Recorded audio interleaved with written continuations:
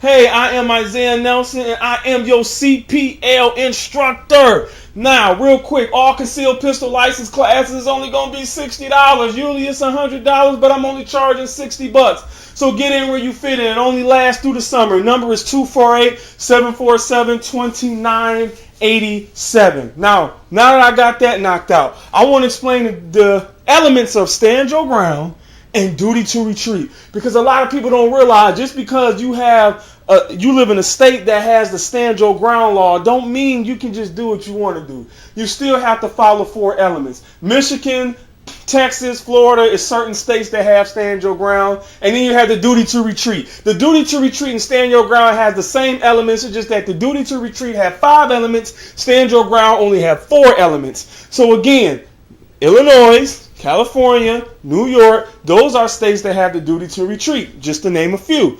So I'm going to explain the elements of stand your ground and duty to retreat, because you want to dot your I's, cross your T's, play chess, not checkers, keep the third eye in the back of your head. The first element of the stand your ground law, you have to be the innocent one.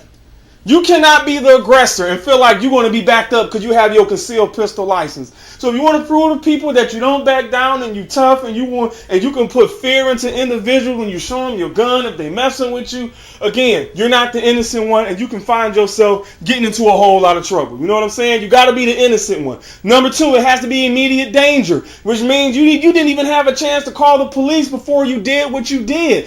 It just happened. The danger was there. You had to stand your ground and do what you had to do. So again, it has to be immediate danger. So people that feel like that they can leave the scene, come back to the scene, and show somebody that, hey, you threatened me, so I'm about to pull my gun out on you. Once you ran away from that scene, you cannot come back, because it shows it wasn't immediate danger. Now, if someone threatened you and they said they're going to come to your territory and do this and do that, now you can still use self-defense, but make sure you call the police. Don't call your family and friends, and don't call the police. Family and friends don't carry police reports. The police do. So if you're going to get your family and friends just to make sure everything is safe, make sure you call the police too, even if you got to go down to the police station, because we know sometimes, depending on where you at, the police don't show up. Also, the third element is lethal force. You cannot pull your gun out on somebody because they look young, they pants sagging. You feel like you're in the neighborhood where somebody gonna rob you. You cannot do that. The person don't pull out a bat, a knife, a gun,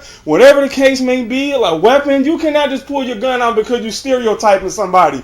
You got a lot of George Zimmerman mindsets out there, and they come in different colors, shapes, and sizes. Now, if somebody trying to jump you with 4 or 5 people, now you may have something. If you feel like if you are a female and somebody trying to rape you, then you have something. But you cannot pull your gun out because you feel like somebody is big or somebody looks dangerous and you want to pull your gun out and they ain't even did nothing to you, but probably ask you a question or walk next to you. Now, the fourth element, it has to be reasonable, which means an example of that is that if you have a bad reputation of being a hothead and pulling your gun out in situations where you don't need to do it, you may run into a little problem when you do your so-called self-defense.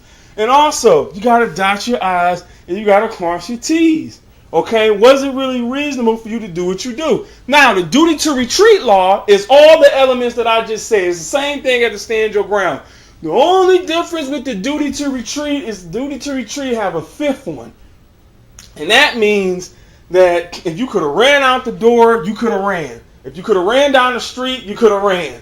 If you could have jumped under a bed, you could have ran. That's how they look at it. Even if you shoot somebody in self-defense, if they feel like you had a chance to get away, but you didn't, they can still lock you up. I'm not a fan of that, to me, because sometimes danger is danger. Sometimes you running can get you shot in the back. Sometimes that's why I say sometimes you got to do what you got to do, okay? God knows all. God knows your heart. At the end of the day, you got to do what you got to do to protect yourself and your family, because your body is your temple, okay? Now, those are the elements. Last but not least, this is not an element, but remember, if you do use self-defense, do not mess with the body. Do not mess with the gun, because you're going to tamper with evidence. Not unless you feel like they can pick up the gun and shoot you because they're moving around on the floor. So, this is Isaiah Nelson, your CPL instructor. Hope you learned something. Holla at you.